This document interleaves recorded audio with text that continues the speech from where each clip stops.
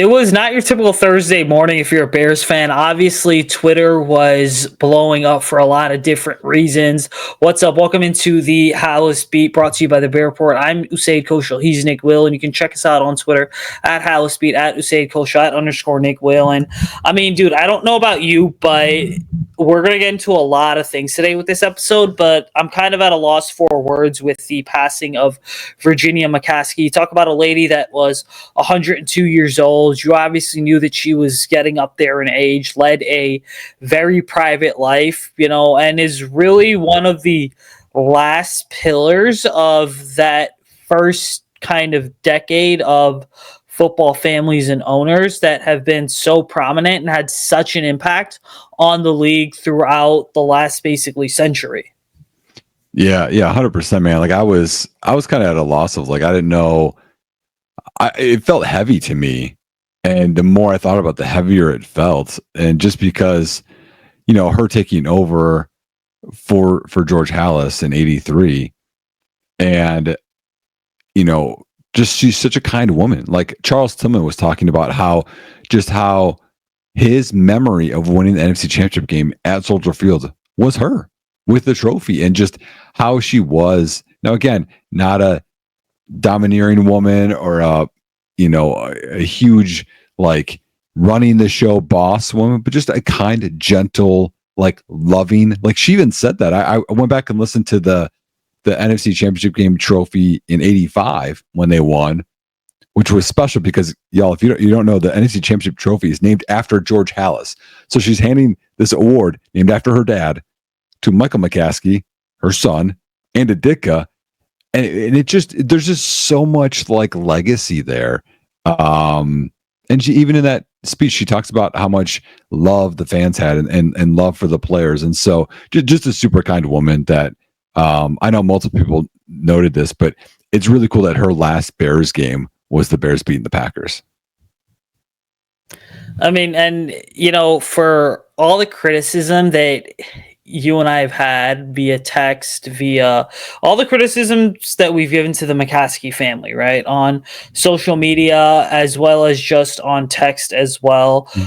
There's something that really has to be said, right? Do we criticize George McCaskey? Yes. But also it's key to keep in mind, the cool part about working at the Bear Report is that we are credentialed and we're at Halas Hall. And, for all the years that I've been going up to Halas Hall throughout training camp and the draft and everything, never got a chance to see Virginia with my own eyes because she was always a lot of that background sort of owner. She wasn't a John Mara or any of the Rooney family in Pittsburgh where it was we absolutely need to be in these meetings and be hands-on. She kind of let the people do her thing, and she kind of let her son George run the show as he sort of wanted to. But the big thing to really understand here is this, is that the McCaskies have always been really good to the organizations in Chicago in terms of the people that are part of the media, a lot of the charities as well. And a lot of that has to just really go back to Virginia and what she really wanted. I mean, I remember one year being at Bears camp, and again, the cool part about being with the media at Bears camp is you see people after practice and stuff is over that you normally wouldn't see. And I remember one year walking to my car and whatever, this was a mile-long walk from the media room to the car, but George rides his mini scooter around Halas Hall, and I was on the phone with someone, and what had happened is I see a scooter zoom past me, and George is looking back at me, with his sunglasses and helmet on. I just politely said, "Hi, Mr. McCaskey, how's it going?" And he just nodded. He said, "Please call me George." So that was kind of a cool moment there in terms of, for all the criticisms that I gave her son, and I'm probably still going to continue to give, I acknowledge that the reason the Bears are who they are is largely because of who she was as a person and just everything that she brought to the table. And hey, what a better way to go out than seeing a game winner at Lambeau Field on the same day that was actually your 102nd birthday. Right. Yeah, 100%, man. And that's something too where you hear about owners where could things be better? But then also you have ownership where they just deteriorate the team and there's drama and they're overly involved too. So I know as negative sometimes as Bears Twitter can be about them, it can be a lot worse too. So you got to think about that part of it. And now things have changed. Like they opened the pocketbook. Like things are very different, with Kevin Warren and things in place. So, they, as much as we want to be critical, they are righting the ship too, which is cool. So speaking of righting the ship, man, last episode we talked about all these different needs and different things of going on. And I know you really wanted to jump into this. I'm going to let you start with this one. Is there have been some high profile names that people are talking about the Bears acquiring this offseason and how that could happen. So I'll let you get into that one. So I hope if you're watching this on YouTube or you're listening to this on the podcast, you kind of see the smile on my face or you just envision it, because I don't know, dude. Like, I understand all the Myles Garrett to the Bears talk. At this point, it's all rumors.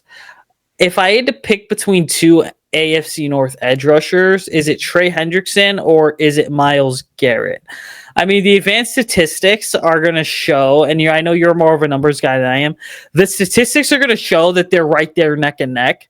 But to me, the guy, Myles Garrett, gets more sort of steam. Like, that's one that gains more traction. And it's specifically because of the name, right? Whereas Trey Hendrickson's like, all right, cool, it's Trey Hendrickson, but Myles Garrett's sort of the end all be all. But I don't know about you, dude. Like, to me, I would be split on trading for Myles Garrett because I would want every resource the Bears have to go to the offense. Trey Hendrickson, on the other hand, like, hey, if you get it done with like a 2 this year, a 2 next year, and like a future 5th, let's say, you pull the trigger on a guy that's only 30 years old and bring him in to allow your defense to kind of go to the next level. Not to mention, one of these guys is familiar with the defensive coordinator that you just hired. Mm-hmm. The other one necessarily isn't. So you get into this whole concept of like, hey, scheme fit plus personnel plus what does Dennis Allen want? And the guy that is all of a sudden the 4-door sedan, the 4-door Toyota sedan, and not the 4-door Cadillac is the one that is kind of the more attractive option, right? Yeah. It's tough. I mean, one's 29, one's 30. One thing that's always bugged me about Trey Hendrickson is he doesn't wear gloves. Like, he's always got like just, I'm like, come on, why do you wear gloves? Like, everyone wears gloves, man. He's just his own like long sleeve kind of guy. So I'm going to talk about out of both sides of my mouth with this because I get both sides. One side is people are like, well, we've already spent a lot of money on defense and we should spend it towards the offense, which I get, but like, to fix problems, you either spend money or draft picks. So there's both sides. The other side is everyone always talks about this. The endless Justin versus Caleb debates were mainly centered around the rookie contract advantage with the quarterback. When you're in that window, you go aggressive, right? You go and acquire guys because this is your window. And after he has to sign that extension, it changes things. Not normally because teams can like make the first few years really cheap, but we'll talk about that in a couple of years, man. So I understand from that point of view, where if you want to press hard for 2 or 3 years and you bring in a big contract, like both of them are going to garner, I get it. I put this scenario out on Twitter today because I was thinking about, we were going to talk about this today. So last episode we talked briefly of how I'm a positional strength person, right? Like the positions of strength, I'm very whatever positionalist, if you want to call it. I'm also ageist, so I don't like that they're 29 and 30.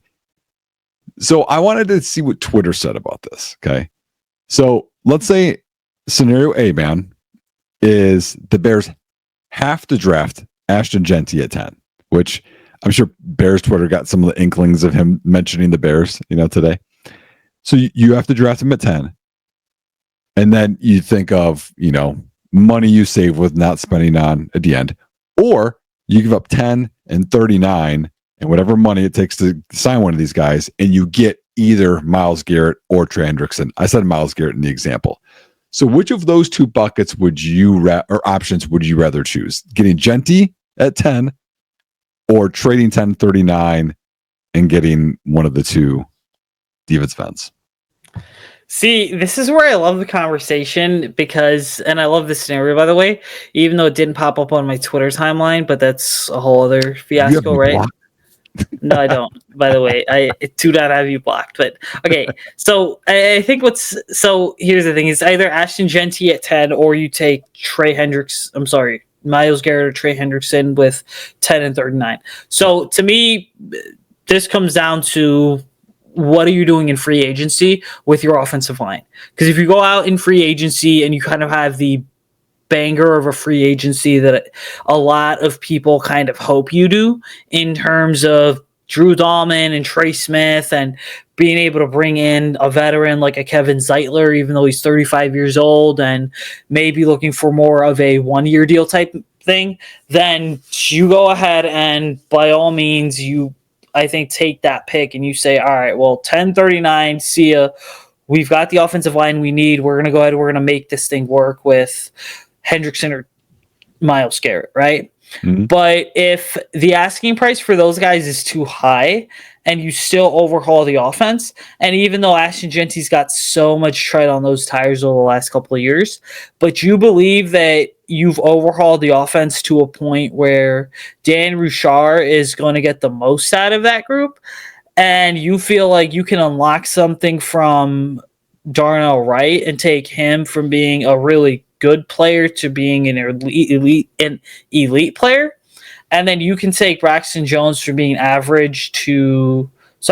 average to average or really good, then I think you take Ashton Genty. But so much of that is going to depend on, what the Bears do with the offense. And quite frankly, I mean, is there going to be a team that's going to be willing to say, hey, we'll take on that $8 million a year of DeAndre Swift's contract?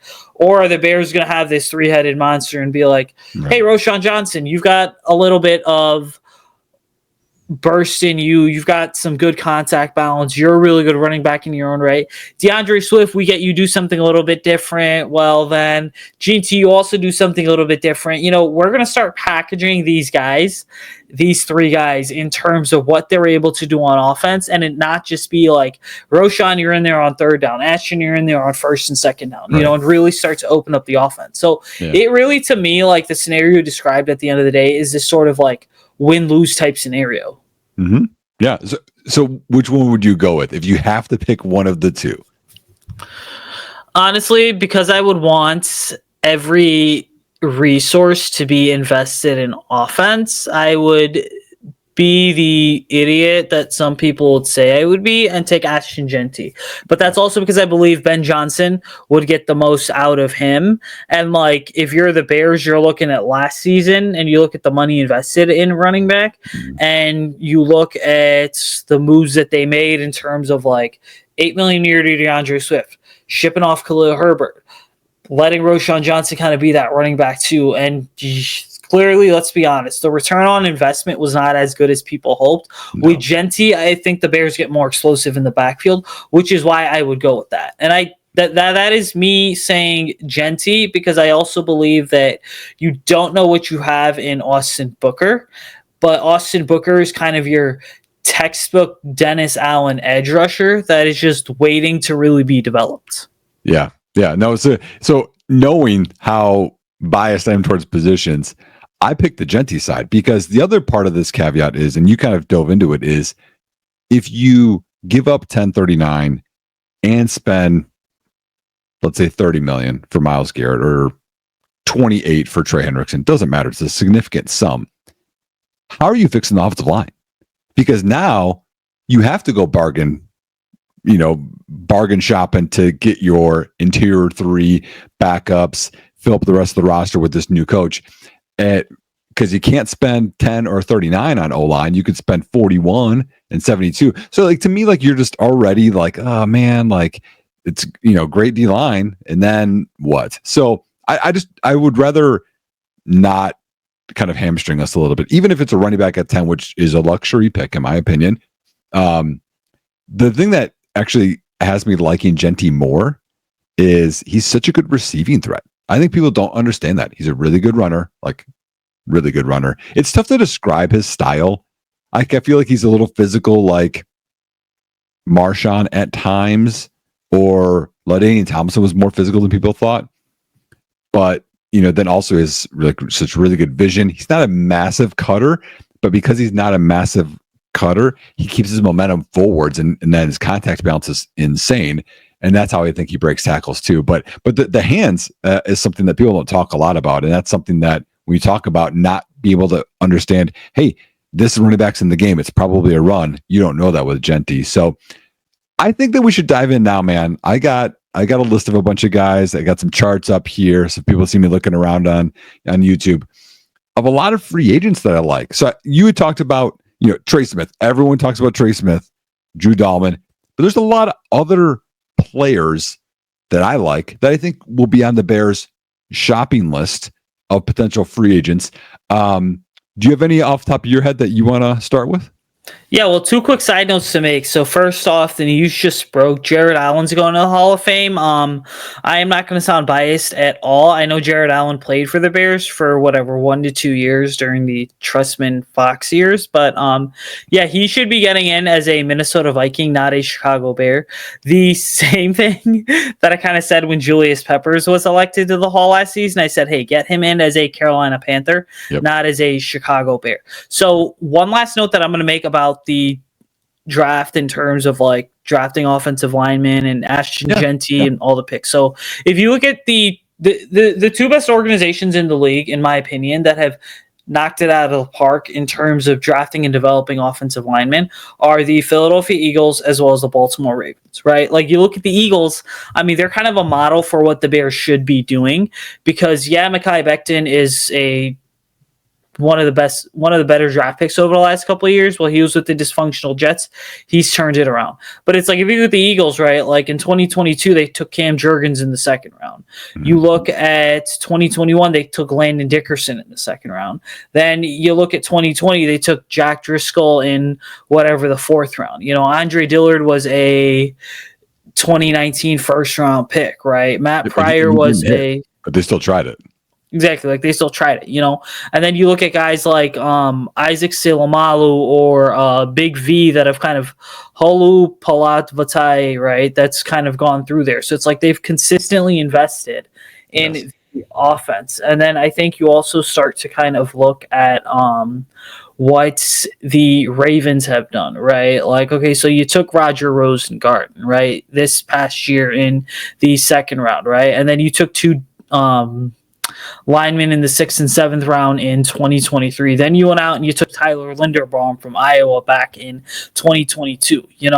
Ben Cleveland, a second or third round pick in 2021. So it's like to me, Ronnie Stanley. Yep. Exactly, right? So like the point I'm making here is this. It's like for all the complaining that we do about, the Bears and the offensive line, blah, blah, blah. Like I get Ryan Poles has taken 3 offensive linemen in his time here, only 2 inside the top 100. And this is really the draft where there's not a lot of high-end offensive line talent, but there's a lot of really good talent that could come in and start day one that if you just develop can really be cornerstone pieces. Mm-hmm. Yeah, I gave a scenario today, and Jonathan Wood, smart guy out there, if you aren't following him on Twitter, didn't like the scenario, and it was, and I'm not a big Will Campbell guy. I know a lot of people are, but I'm not big on taking a guard at 10. So let's just say Will Campbell's a guard, and the scenario was taking Campbell at 10, a guard at 39. I think it was Tyler Booker, and then some people are like, well, I want to sign. I don't want to start 2 rookies, and in my mind, like people are very focused on they're going to get Trey Smith, they're going to get Drew Dahlman, they're going to that's great. I don't know if they're going to reach free agency. I don't know if they're going to sign in Chicago, y'all. And like, what if the Bears sign? You'd mentioned Kevin Zeitler. What if they sign him and they sign Matt Pryor, for example? Okay, and he's going to start out the year, and then a couple of these rookies are going to develop in half the year, and then they're going to start. Right? Like that's kind of what you're talking about. Like develop and then put them in there. Like I think that's the system. Like over investing in the O-line, I'm fine with. If they spend the top 3 picks on O-line, I'm okay with it at this point because what you're talking about is 1, we need injury insurance. 2, developmental insurance. Some of these guys aren't going to pan out. Like, as much as we love every player to like hit, it doesn't work. So I'm okay signing a couple of guys that could start or be high in backups, but then also drafting, because we've seen so far Ryan Poles hasn't signed or traded Ryan Bates guys that can contribute. We've seen it fail more. We've seen him drafting a little bit better than we've seen him signing offensive linemen. So, speaking of signing people, getting back to the free agency talk here. Now, to me, when it comes to some of these edge rushers, like Chase Young is a free agent. Chase Young, to me, is going to be the guy that is the most talked about when it comes to any edge rushers the Bears should sign. But, I'm going to be honest, the other guy that I don't think anyone's keeping an eye on that is 27 years old, and he's actually playing in the Super Bowl this weekend, is Charles Omenihu, who currently plays for the Chiefs, a guy that, he's coming off the torn ACL, but he kind of came back the back half of the season, a guy that has found ways to really be productive. And then on top of that, you kind of look at it, and he's about 6'5", 6'6", 280, right? Like, I remember him coming out of Texas, and I remember him basically being one of those guys that was a hidden gem. And, again, was drafted by the Texans, then was traded to San Francisco, but really kind of hit it off in 2023 with 7 sacks. Now, again, he's a rotational guy. He's always sort of spent his career being a rotational guy, but he, to me, as a young guy that has showed a lot in terms of the hits, the pressures, being able to play with his hand in the dirt, but also stand up, bring in the versatility that Dennis Allen likes, is a player that is not being talked about enough.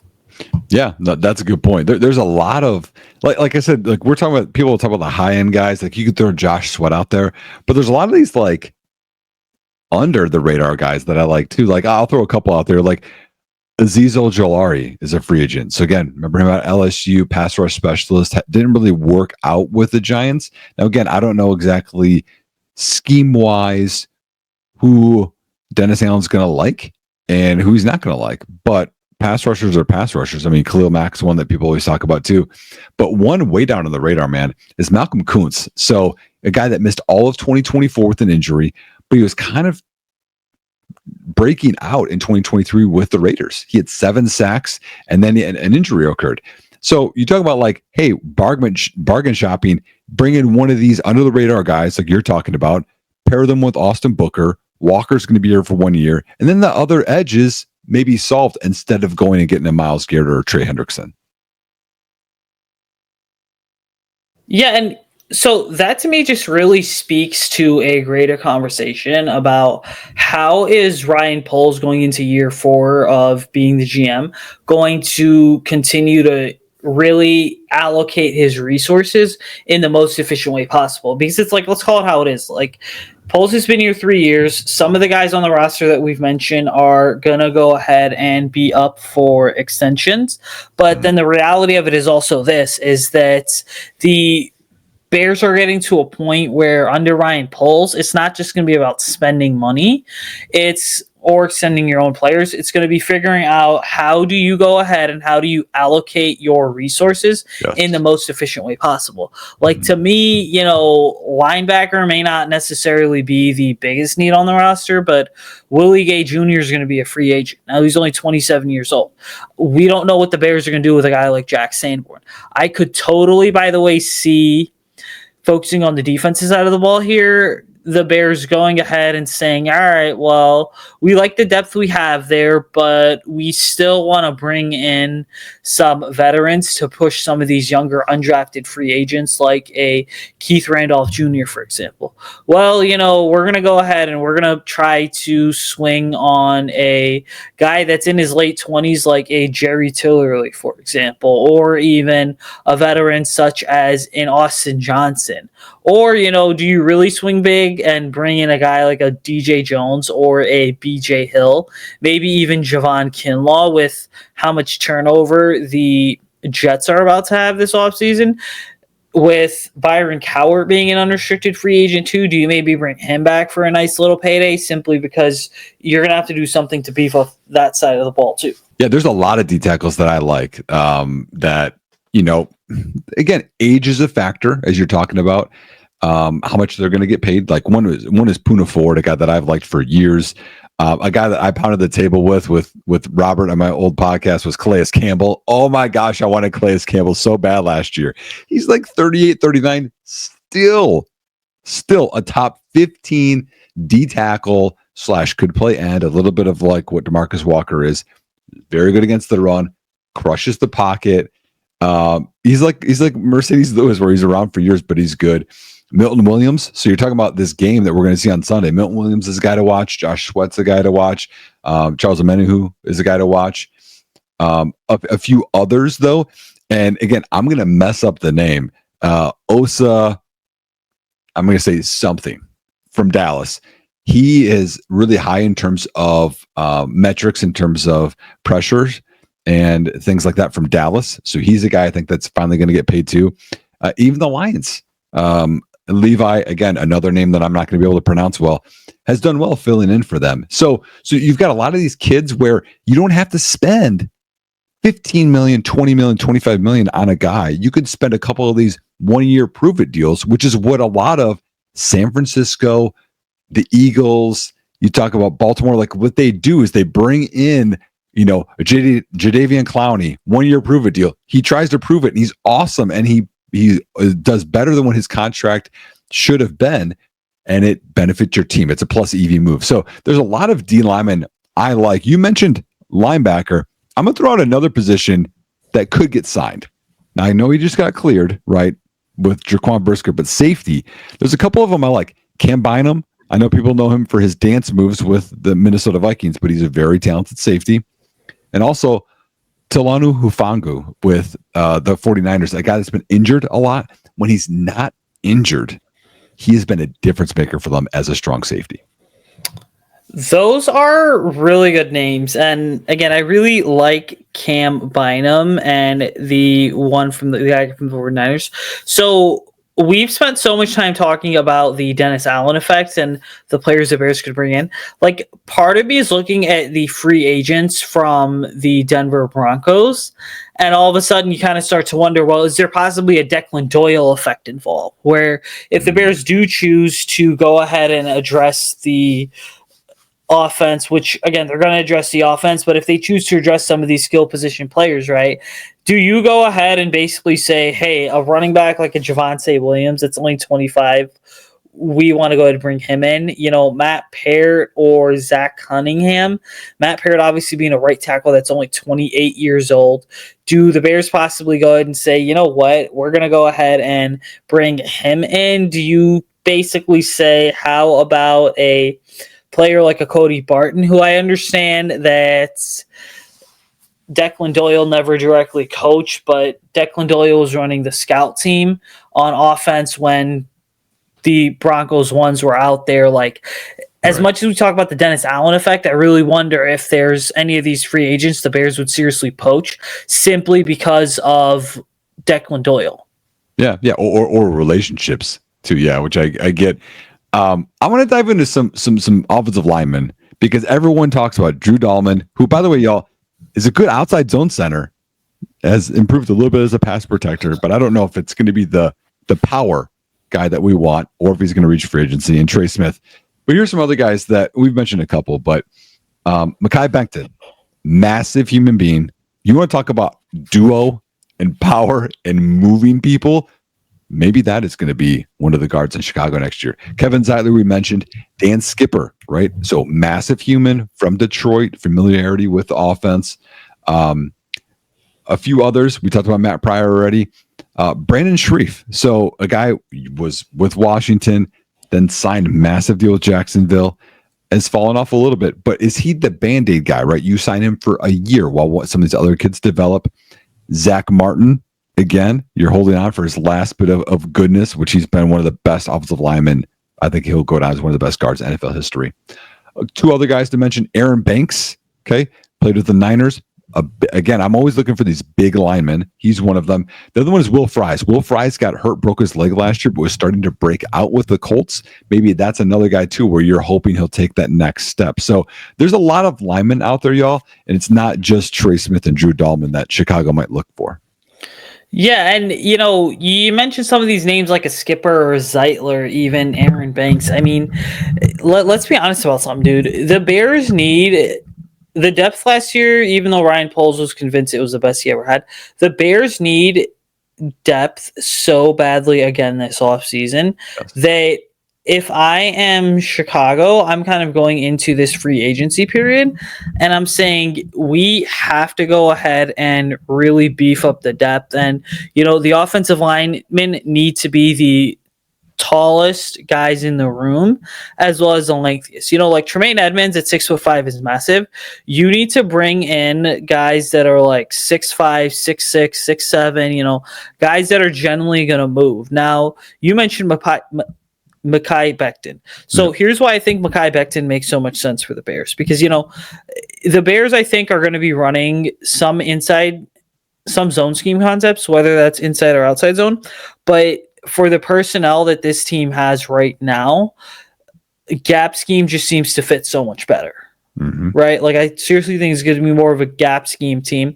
And so when you're pulling your guards on power, when you are running your GT counter, for example, and you're basically, especially on those plays like GT counter on power, where you just need a guy to get out there in space and take on the first guy that he sees to really clear the way for the ball carrier. Mekhi Becton, to me, is the classic example of that. And then in duo, the big thing to understand with duo is you're trying to get basically as many double teams as possible, right? In duo, if you're going to run straight north-south and you're going to clear that hole for the running back, whoever it is, well, then the first thing you got to do is you got to move that defensive lineman out of the way, right? You got to move your 1 tech or your 3 tech just completely out of the way. And that is where Mekhi Becton as a guard is going to come so in handy. So again, Mekhi Becton, a guy that is freaking huge dating back to his days at Louisville, obviously hasn't been able to be the healthiest, but when he's healthy, like, it's hard to argue that he is not a difference maker, which, again, he genuinely is. Yeah, and that's actually going to be my last point of the podcast is this is going to sound like a weird thing, but Chicago has to find linemen that are healthy, that, are going to play a massive amount of the season, because that's been some of the issues. You look at some of these O-lines, the best O-lines in the NFL generally are the ones that have their starters out there. I mean, people have talked about how Chicago hasn't had a 4,000-yard passer and they haven't had this or that. At quarterback, they haven't had quarterbacks that have started every game. I mean, Caleb did it, and it was the first time since a long time, like a very long time. It's the same thing with the offensive line. Darnell Wright was the only one that was out there for every game, from what I believe. Or maybe he got hurt for a game or two as well. But everyone gets hurt all the time on the O-line. That's an issue. So I know they switched out their strength and conditioning, but that's something to address in terms of we need to be able to have linemen out there with they're communicating with each other. So some kind of continuing game by game the same starting 5, at least for, my goodness, over 10 games would be very, very advantageous next year. It would, and that consistency is going to be massive. We're going to get out of this place. Make sure you like, follow, subscribe to the podcast as well as the YouTube. Again, these are going to be going up in audio formats as well. Check us out on Twitter at Halas Beat, at Usayd Koshul, at _Nick Whalen. We'll be back next week with some more free agency talk as well as scouting combine talk as the month of February continues to go ahead and progress. We're trying to get some prospect interviews on here as well. A couple guys that did meet with the Bears at the Senior Bowl. But until then, bear down, ladies and gentlemen. It's been a pleasure this episode.